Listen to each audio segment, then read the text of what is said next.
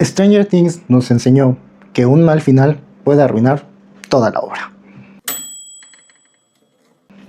Hola a todos, bienvenidos nuevamente a Rojo Espuma. Yo soy Omar y en este video les voy a hablar de mis mejores y peores lecturas del año 2025. Disclaimer, este video no tiene nada que ver con Stranger Things, no vamos a hablar más de Stranger Things. Ya sé que llego un poquillo tarde al hype de las mejores y las peores lecturas. Ya sé que la mayoría de creadores de contenido suben estos videos justo cuando va a acabar el año, pero pues yo decidí subirlo hasta ahorita porque siempre llego tarde, entonces ni modo. De hecho traigo esta sudadera que me regalaron en Navidad y apenas ahorita la estoy usando, entonces apenas en enero. Sí, soy algo lento, soy algo tardado, pero sin más retraso, vamos a empezar. Y vamos a empezar con mis mejores lecturas. La primera es nada más y nada menos que El Orla de Guy de Maupassant. Yo tengo esta edición de Valdemar. Esta edición de Club Diógenes trae ambas versiones del texto, una de 1886 y una versión después definitiva de 1887. No todas las compilaciones de cuentos de Guy de Maupassant traen ambas versiones, pero esta sí. Me parece que la de Valdemar Gótica, que contiene el cuento del Orla, tampoco trae ambas versiones, sino que es algo exclusivo de esta. Y también hay una edición de Austral, que es mucho más económica que esta edición, que también trae ambas versiones y que la traducción no está tan mal. De nuevo, si no quieren gastar en este, porque aunque es de tapa blanda, los Valdemar en general son caros. Yo la verdad lo compré, sí por la traducción y porque es de la editorial Valdemar, pero porque a mí me salió económico. Entonces me habrá costado menos de 200 pesos. Entonces por eso lo decidí comprar. Pero si hubiera estado al precio normal, la verdad es que no lo hubiera comprado y me hubiera comprado el de Austral.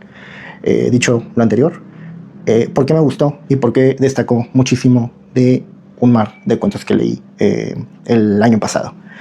Pues primero que nada la ambientación.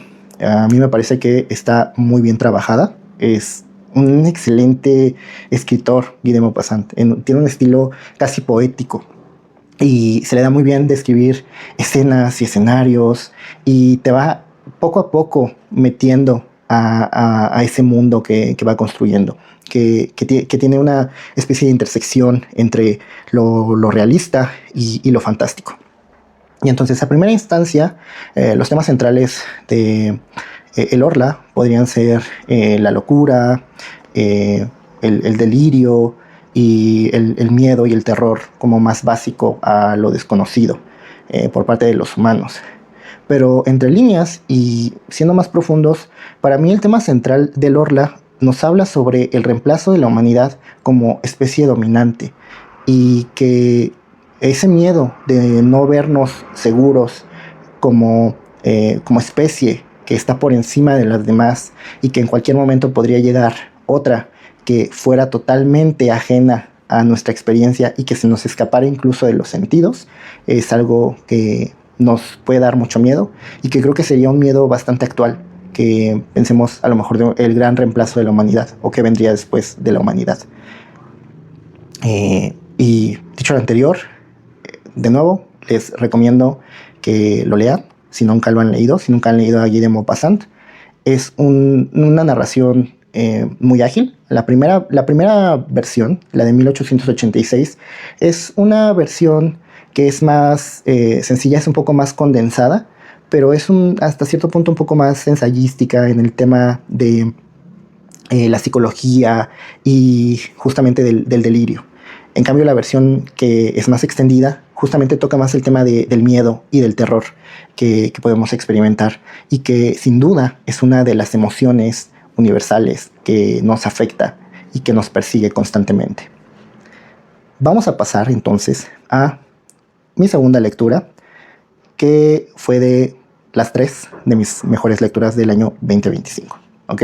Son 3 las que son mis mejores lecturas. Entonces ya pasamos la primera, que es El Orla, y voy a ir en orden como de la más breve a la más extensa. Entonces, en medio de estas obras tenemos Bercoquín y El Plancton de Boris Vian.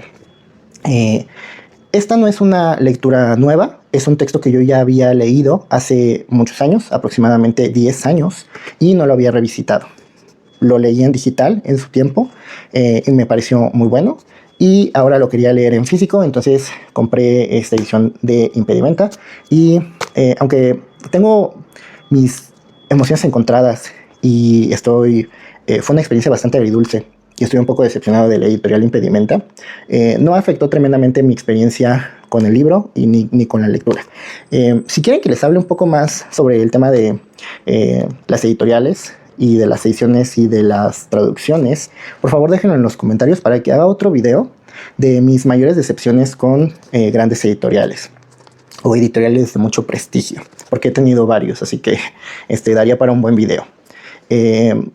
Sí, dicho lo anterior, Luis María Todo, que es el traductor en esta edición, me parece que en los momentos más difíciles de traducir de la obra se aparta demasiado e intenta imitar el estilo de Bian y se toma muchas libertades. Entonces no soy fan de eso. Yo soy fan de, y yo estoy adscrito a que la traducción debe de seguir el principio de equivalencia formal para ser lo más fiel y cercano al texto original. Y la traducción bajo el principio de equivalencia dinámica me parece cuestionable. Evidentemente va a haber en esos ámbitos áreas grises y va a haber calidades y la traducción es un tema tremendamente complejo y difícil. De nuevo, no me voy a meter mucho en este video. Si quieren un video sobre eso, por favor, háganmelo saber para que lo haga. Pero evidentemente es un texto muy interesante. Para hacer uno de los primeros ejercicios literarios de Bian, es una crítica feroz. Es un texto que es divertido, que tiene sátira, que tiene ironía, que juega mucho con la expectación del lector. Y que entra dentro de este universo estilístico que va a desarrollar y va a construir Boris Vian durante toda su carrera, que tiene que ver mucho con el surrealismo, tiene que ver mucho con la patafísica de Alfred Jarry y con las vanguardias en general que se estaban gestando en ese momento, pero con una mirada mucho más crítica y un espíritu más rebelde. Aquí el tema central sería justo haciendo alusión a la industrialización y a la explosión del capitalismo y de los medios de producción, donde la industria pasa a ser también una maquinaria tremendamente compleja sobre estandarizaciones, sobre regulaciones, sobre normas. Toda esta, de nuevo, esta normatividad la llevamos entonces a un extremo, donde ya no nada más tiene que ver con los medios de producción y con el capitalismo, sino con los individuos y las sociedades y comunidades. Es decir, ¿qué pasaría si también, aparte de normalizar cómo producimos algo, cómo generamos ciertos materiales, qué pasaría si también vamos a normalizar, estandarizar ciertas conductas humanas, ciertos hábitos de consumo, etcétera, etcétera? Y creo que es una crítica que se mantiene muy vigente porque es una de las características, pienso yo, del capitalismo tardío, ¿no? Todo esto, no piensen que está presentado de una manera densa, no, está presentado de una manera humorística, ligera, irónica, que se burla en la cara de todas las personas que están suscritas a todo este tipo de conductas y de sistemas, ¿no? Que están perfectamente conformes con estar donde están. También está llena de una ambientación muy fiestera, con mucho jazz, mucha música, mucho baile, mucha sensualidad también. Y me parece que también es un texto transgresor en muchos sentidos, en todo lo que critica, de todo lo que se burla. Y aquí también voy a hacer una aclaración. No es demasiado objetiva este análisis porque a mí me gusta mucho Boris Vian. Entonces, no pretendo decir que es una obra perfecta. Evidentemente, a mí de Vian hay textos que me gustan mucho más y que también sé que son superiores en términos de técnica literaria, en términos de estilo, porque están más pulidos. Entonces, este es uno de los primeros ejercicios, es su segunda novela que escribía. Entonces, dentro de ese contexto, me parece genial, me parece muy buena, la disfruto muchísimo, se lee muy bien. Y sí, vamos a pasar entonces a el tercer libro, que fue el más extenso y fue mi mejor lectura más extensa del 2025. Y es nada más y nada menos que Crimen y Castigo de Fyodor Dostoyevsky. Esta edición de Austral trae la mítica Canónica, traducción de Rafael Cancinos Assens. ¿Y qué es lo que yo les recomiendo? De nuevo, el tema de ediciones, traducciones, no me quiero meter mucho, pero si quieren leer a Dostoyevsky, los recomiendo muchísimo que compren las traducciones canónicas. No hace falta que inviertan en una traducción moderna, no hace falta que gasten de más en estas editoriales que, de nuevo, decepcionan más de lo que sorprenden. Es un texto buenísimo. Crimen y Castigo para mí tiene un gran defecto, sí, porque parece que está dividido en dos. Toda la parte del desarrollo de la novela y luego ese epílogo que tiene al final, que no me agradó del todo, pero aún así fue una de las mejores lecturas que yo tuve en el año. Crimen y Castigo, todos ya sabemos, es la novela por antonomasia sobre justamente un crimen que va a ser precedido por un castigo.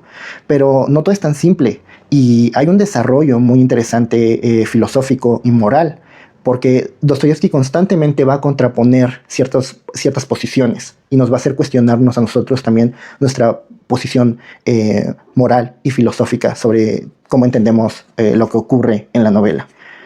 Es un estilo, el estilo de Dostoyevsky es un estilo rústico, podría yo llamarlo así. Es rústico, se siente tropezado, algunas veces no es demasiado fluido, porque Dostoyevsky, de nuevo, vamos a contextualizar al autor. Escribía con prisas, escribía porque necesitaba dinero y aún así escribía muy bien.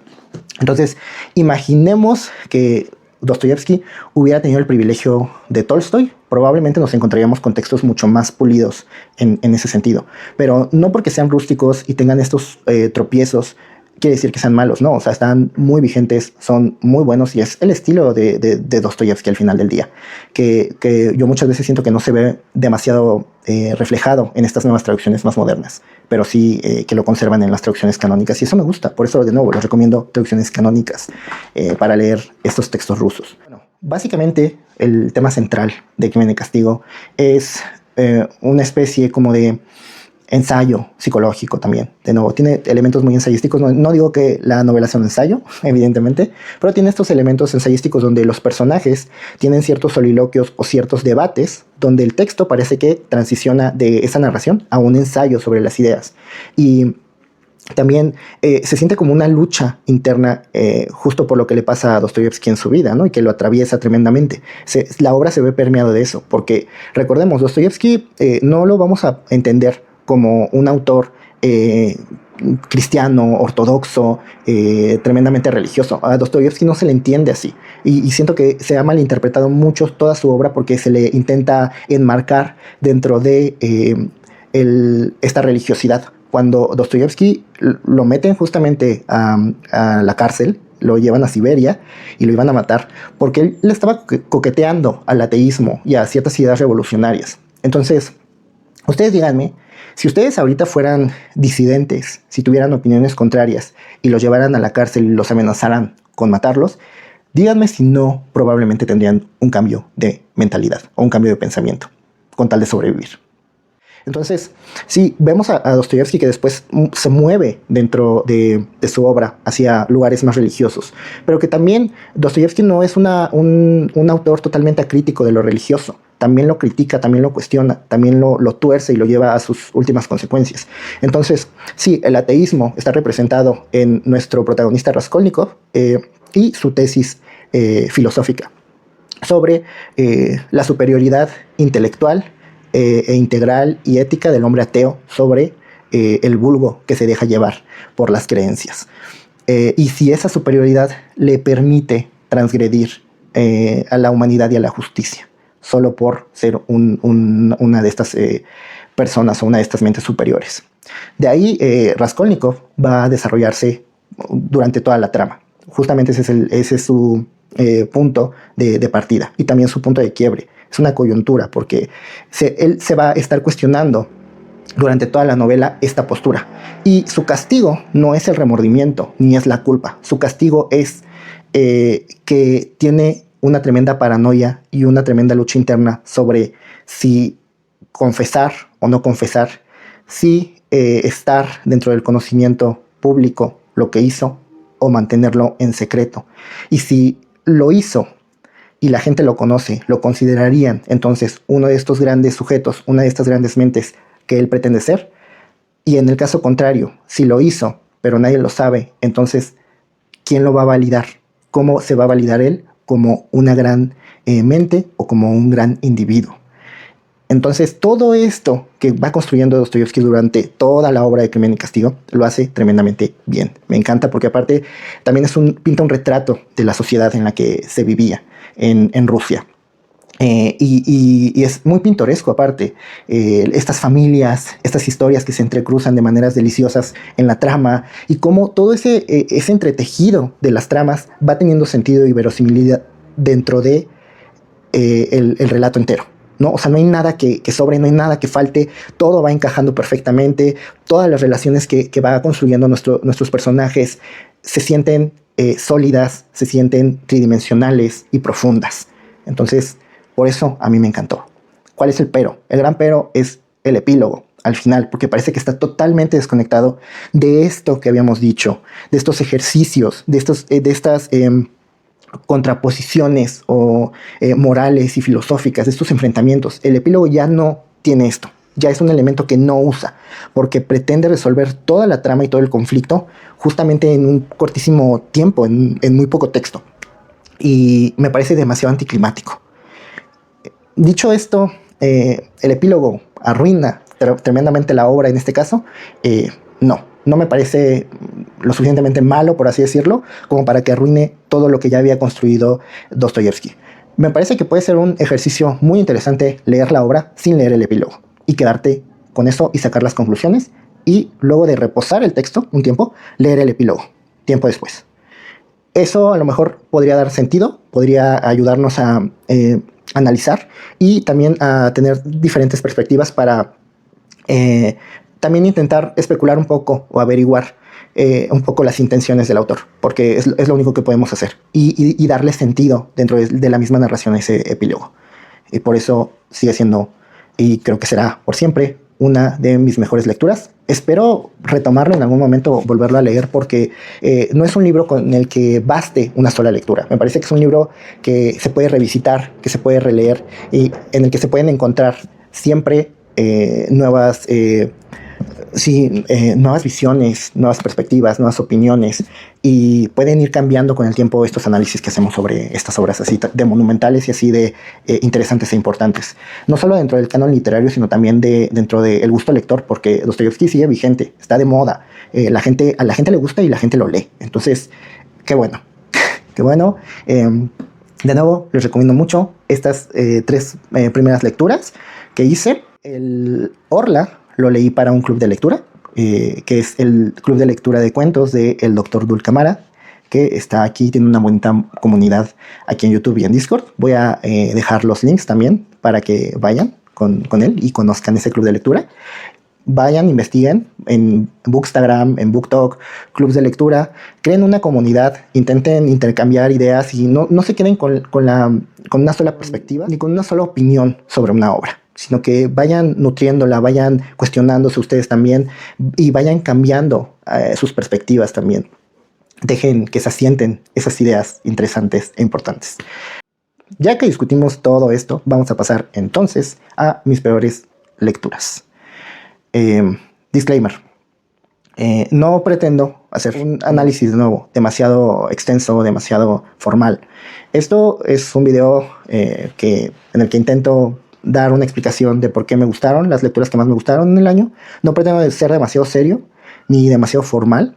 Voy a intentar que mis argumentos de nuevo tengan el suficiente peso, la suficiente lógica, pero que se vale estar en desacuerdo, se valen las disertaciones y las digresiones y todo lo que quieran comentar, siempre y cuando sea con respeto, de nuevo, que se argumente también, que se debata justamente el argumento y no a la persona, etc. Entonces, mi peor lectura, este año solo tuve dos, que fueron mis peores lecturas, y que sé que van a ser controversiales, pero la primera sería el cuento corto, el cuento largo, perdón, o novela corta.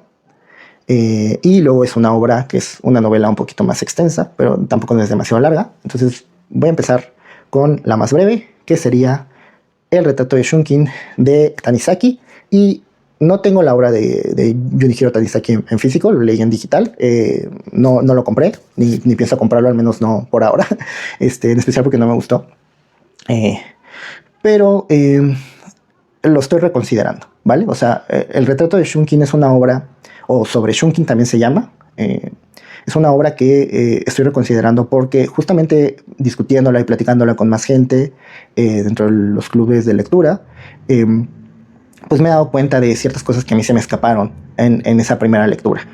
Y que podría ser interesante revisitarlo porque, a ver, a mí los temas que toca sobre cómo se relacionan las personas, la humanidad, dentro de los afectos, dentro de las relaciones románticas y pasionales, me parece muy interesante. Es muy complejo, hace o expone unos temas que sí son muy profundos. Lo que no me gusta es el estilo de Tanizaki. Lo que no me gusta son los elementos que usa en su narración, que no digo que estén mal, pero no conectaron conmigo y a mí no me gustaron y terminaron arruinándome toda la experiencia porque tenemos el principal elemento que usa Tanizaki para desarrollar esta historia es el de el narrador no fiable.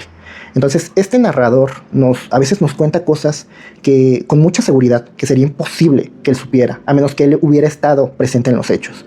Y a veces nos cuenta cosas que podrían deducirse de una manera un poco más sencilla, pero él las pone en duda. O sea, nos las cuenta con cierto dejo de duda o de poco convencimiento.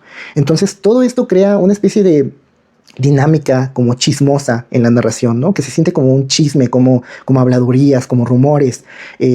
Todo esto va permeando la obra y que puede ser interesante, sí puede ser interesante, puede ser un recurso bien utilizado, sí puede ser un recurso bien utilizado. O sea, no es contra el recurso, sino que en esta obra en específico a mí termina diluyéndome el mensaje. Termina haciendo que yo me interese menos por nuestros protagonistas, porque no sé qué es real, no sé qué creer, o sea, no tengo ninguna certeza y lo poco que yo pueda especular a través de esa lectura, la verdad es que no abona demasiado a la exploración de esta relación. Lo que sí está muy bien planteado, de nuevo, son estas como tesis sobre las relaciones humanas y sobre la naturaleza violenta que parece ser inherente a las relaciones amorosas. Me encanta. De nuevo, es muy interesante. Y de nuevo, podría parecer que sí me gustó el retrato de Shunkin de Tanizaki. Pero no me gustó. A mí me arruina mucho la experiencia, me diluyó algo que por un lado pudo haber sido muy genial para mí, que me pudo haber gustado mucho y lamentablemente no llegó a eso. Entonces fue una gran decepción, más que un disgusto o más que me parezca una mala obra. A mí me decepcionó mucho. Y también que si no se lee dentro de su contexto y si no tenemos un previo conocimiento de la época de la que es producto esta obra y de Junichiro Tanizaki como autor, hay ciertas cosas que en la contemporaneidad nos pueden saltar. Y es que por veces puede ser un texto que puede sonar tremendamente machista y también por veces es un texto que es demasiado capacitista, porque también se trata el tema de la discapacidad. Algunos personajes tienen discapacidades, entonces el tema de la discapacidad está presente, pero se trata de una manera, y se describe de una manera muy capacitista, y eso puede también chocar con el lector contemporáneo si no lo ponemos en su contexto y si no lo entendemos que es un producto de su época, ¿ok? Entonces recomendaría yo el retrato de Shunkin o sobre Shunkin de Junichiro Tanizaki. Sí lo recomendaría si a ustedes les gustan estos elementos del narrador poco fiable y de estas narraciones que se sienten muy donde hay mucha intriga, donde hay mucho chisme, donde hay drama. Les va a encantar. De nuevo, descubro que es muy interesante y que probablemente yo le dé otra oportunidad, no solo a este texto de Junichiro Tanizaki, sino a más obra de Tanizaki. Porque me parece que es interesante, que usa muy bien muchos recursos, que tiene mucho talento. Entonces, para que no se me vengan encima los fans de Tanizaki, ¿vale? Vamos a pasar entonces ya a el último texto, que tampoco es demasiado extenso, pero sí es un poco más extenso que el retrato de Shunkin. Y estoy hablando de una de las obras más famosas de un escritor francés de origen argeliano, que es Albert Camus, con su obra, su primera novela, El extranjero. Yo aquí le voy a dar la razón a Jean-Paul Sartre. Albert Camus, para mí, para mi gusto, para mi criterio, no tiene demasiada madera de novelista. Se nota aquí. Este ejercicio novelístico no me parece de tremenda calidad. A mí me decepcionó muchísimo, tanto en la calidad literaria como en su ejercicio de exponer las ideas que quería exponer. Me parece que su trabajo ensayístico en el mito de Sísifo es tremendamente superior, porque justamente tiene más de dónde agarrar. Hay mucha argumentación y hay un trabajo más concienzudo de los temas que le gusta explorar a Camus que en esta novela. Aparte de esta novela, no sé si sea también que hay un pequeño desencanto, porque esta edición trae la traducción de María Teresa Gallego Urrutia, traductora que no es santo de mi devoción, traductora que es conocida por tomarse tremendas libertades a la hora de traducir a los autores originales, y donde muchas de las veces se siente que estamos leyendo más a la gran traductora que la obra original. Entonces, no es una traducción tremendamente asquerosa y mala, como dice Taibo 2. Creo que es una traducción que se puede leer bien, pero de repente sí diverge un poquito del texto. Entonces, parece que sí se toma algunas libertades. No la he cotejado realmente con rigor para asegurar esto que estoy diciendo, pero pues con la fama que tiene esta traductora, pues no me sorprendería demasiado. Aún así, de nuevo, se lee bien. Es un texto breve que se lee en poco tiempo. Pero que no termina de adherirse por completo a su tesis. Y ese es mi problema que yo tengo con El extranjero de Albert Camus. Entiendo la premisa, entiendo que se intenta personificar el absurdismo en el personaje de Mersault. Entiendo que el personaje tiene que abrazar el absurdo para que la narración tenga sentido. Pero también hay una delgada línea entre la imperturbabilidad que exigiría el absurdismo, el abrazar el absurdo de la existencia y de la vida. Siento que hay una delgada línea entre esa imperturbabilidad y la apatía, ahora sí que la mera indiferencia. O sea, son cosas distintas. La imperturbabilidad no es igual a la indiferencia y tampoco es igual a la apatía, y ninguna de estas es igual entre sí. Y siento que aquí se intentan tratar de una manera intercambiable, porque a veces el personaje de Mersault es apático, a veces el personaje de Mersault es indiferente y a veces es imperturbable. Entonces esto confunde, porque no sabemos realmente en dónde está situado. Además de que se me hace un personaje tremendamente tibio. La narración también es muy tibia. No hay una crítica demasiado interesante ni a la sociedad ni al sistema. Veo que hay cierta inspiración en la obra del Proceso de Kafka. Veo ciertas influencias ahí, pero de nuevo no son demasiado profundas. Al menos a mí no me lo parecen. Con el tema del sistema judicial y cómo funciona y cómo es lento y cómo es corrupto y etcétera, ¿no? O sea, cómo tiene sus claroscuros ese sistema legal. Por otra parte, Mersault es un personaje sin agencia, que completamente depende de agentes externos, de fuerzas externas para el actuar y para que su trama avance. Sin estos agentes externos, la trama de Mersault no avanzaría y no sucedería nada con él. Y ese es un gran problema. Tener un personaje imperturbable, pero sin agencia, que es apático, que hasta por ciertos momentos parece que es un personaje psicopático, porque es que yo he oído de todo de este libro. Mucha gente dice que el personaje de Mersault es un psicópata, pero yo no lo vería tanto así. También muchas personas dicen que el personaje de Mersault tiene autismo severo, que yo no sé de dónde se sacan eso. Es una tontería, es una tremenda tontería intentar suponer esto, porque si lo supones, tienes una de dos: o tienes muy estereotipado el autismo, o no sabes nada del autismo, del trastorno autista. Entonces, no, creo que no va por ahí. Y creo que tampoco era el objetivo de Camus construir un personaje así.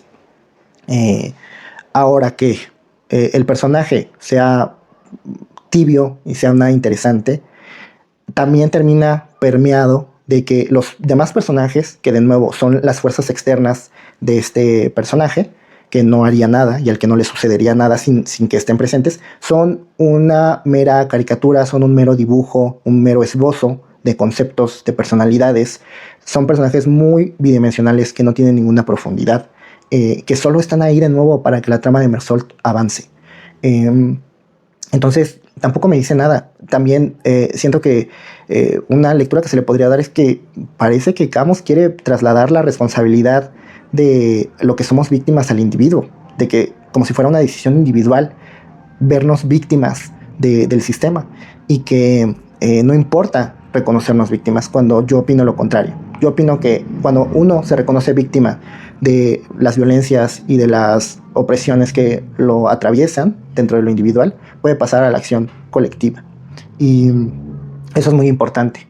El individuo no tiene la culpa. El individuo está sujeto y está inmerso en estos sistemas y en estas sociedades. Y el cambio no viene del individuo, viene del colectivo, y viene también desmontando y cambiando y replanteando estos sistemas que están montados. Entonces, de esta manera, con esta lectura, Albert Camus no cuestiona el sistema, no cuestiona nada de esto, y intenta pasar la responsabilidad al individuo. Entonces, de nuevo, personaje bastante tibio, una narración bastante tibia, nada rebelde, nada reaccionaria, nada transgresora, y que me parece anticlimática también, porque comparándola, esta obra, con sus contemporáneos, de nuevo, Boris Vian era contemporáneo de Albert Camus en Francia. Jean-Paul Sartre era contemporáneo de Albert Camus en Francia también. La revista Los Tiempos Modernos de Sartre era más exitosa que la revista Combat de Camus. Y es porque la revista de Sartre era mucho más reaccionaria y mucho más rebelde. Que podrán decir que era un personaje hipócrita, que era un burgués disfrazado y todo esto, sí, pero al menos era un burgués que tenía conciencia de clases. Igual Boris Vian era un burgués y tenía conciencia de clases y se burlaba de la burguesía. ¿Y podría hacer eso hipócrita? Sí, tal vez podrá hacerlo, pero de nuevo hay una postura, hay algo que defender. Aquí con Camus no veo eso, no me da eso. Y siento que también por eso se le dio el Nobel, porque era una figura que no incomodaba demasiado, que no cuestionaba demasiado el status quo.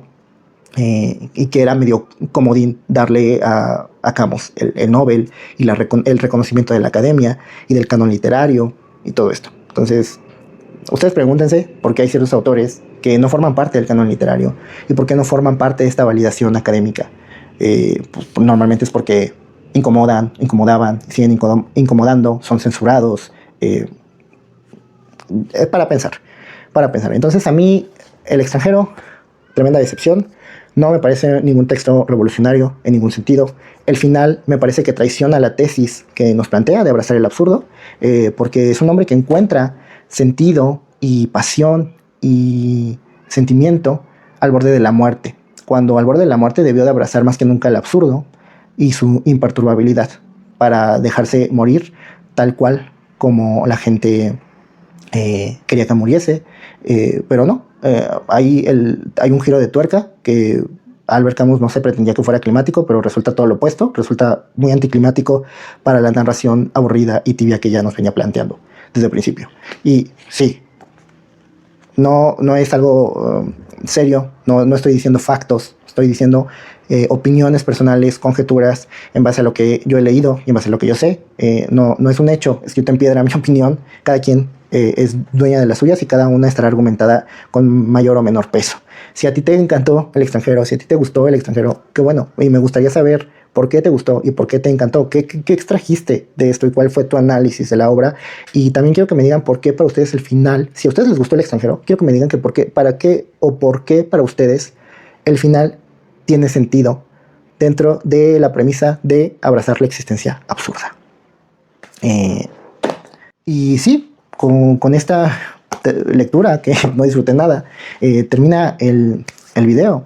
De nuevo, no puedo hacerles realmente un conteo de todos los libros que leí en el año pasado, porque sí tengo Goodreads, tengo Fable, pero la verdad es que no los uso, y normalmente cuando leo novelas, pues las leo, las dejo reposar, intento analizarlas un poquito y ya luego leo otro libro, pero también a veces leo novelas cortas o cuentos largos, como se le quiera ver también, o cuentos sueltos en un libro y cuentos sueltos en otro libro. De repente me pongo a releer también algunos cuentos de Edgar Allan Poe, me pongo a releer algunos cuentos de Andersen, algunos cuentos de Wilde. Entonces eso no lo cuento como un libro leído, porque no leo toda la colección, ¿no? O sea, como que leo, o de repente me agarro un libro de poesía de Boris Vian y leo algunos poemas, leo algunas frases que me interesan.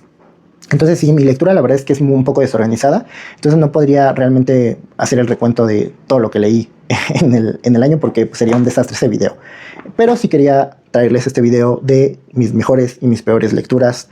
Díganme ustedes qué piensan, qué les pareció mi opinión, mis conjeturas y cuáles fueron también sus mejores y sus peores lecturas del año. Déjenlo en los comentarios. No olviden darle like a este video si les gustó y suscribirse al canal. Me ayuda mucho el apoyo en este naciente proyecto. Y igual si quieren apoyar un poquito más al canal, hay un link de apoyo al canal que es un PayPal. Pueden hacer donaciones pequeñas del monto que quieran. Puede ser hasta simbólico para que sienta yo el apoyo de parte de ustedes. Igual si está dentro de sus posibilidades, no están obligados a apoyar de esa manera el canal, también pueden apoyarlo de nuevo suscribiéndose, comentando, compartiendo, haciendo que tengan más alcance estos videos.